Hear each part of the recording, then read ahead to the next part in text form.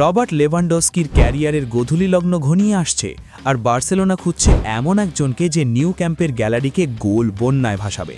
2026 সালের ট্রান্সফার মার্কেটে বার্সার রাডারে এখন এক বিশাল নাম নিয়ে গুঞ্জন চলছে। কে সেই খেলোয়াড়?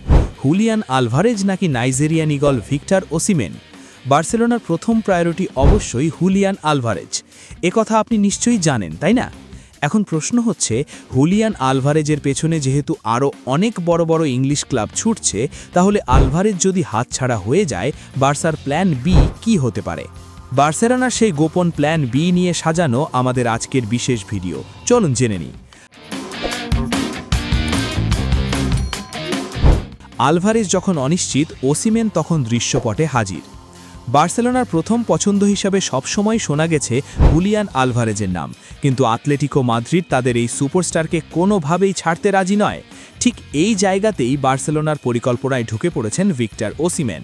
বিখ্যাত স্প্যানিশ সংবাদ মাধ্যম মুন্দো দেপোর্তিভোর খবর অনুযায়ী বার্সা ম্যানেজমেন্ট এখন ওসিমেনকে নিয়ে সিরিয়াসলি স্টাডি করছে।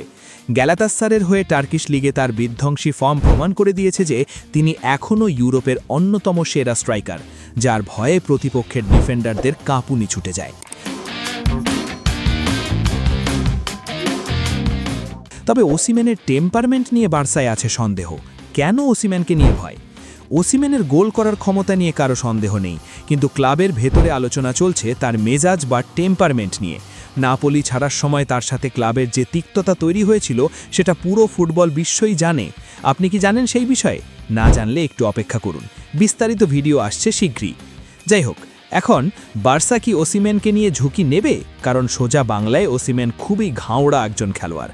তবে ফুটবল ডিরেক্টর ডেকোর টেবিলে ওসিমেনের নামটা বেশ গুরুত্বের সাথেই আছে, কারণ আলভারেজের বিকল্প হিসাবে তার চেয়ে ভালো নাম্বার 9 পাওয়া খুবই কঠিন। ভিক্টর ওসিমেন এই সিজনের অবিশ্বাস্য পরিসংখ্যান আপনাকে চমকে দেবে। গ্যালাটাসারের জার্সি গায়ে ওসিমেন এই সিজনেও রুদ্রমূর্তিতে আছেন।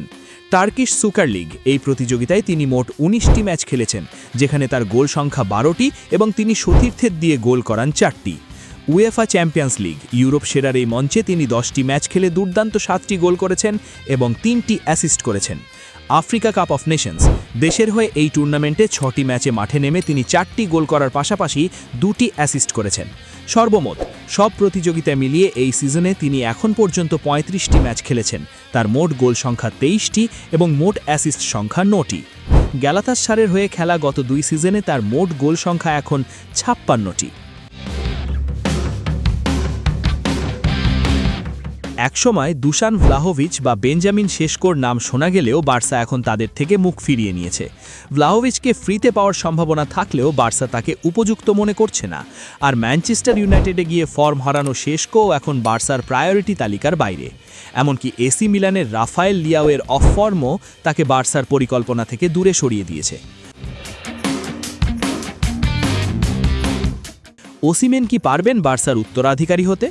সবশেষে বলতে চাই, ওসিমেনের দুর্দান্ত গতি কি 2026 সালে বার্সেলোনাকে আবার ইউরোপের সিংহাসনে ফেরাবে?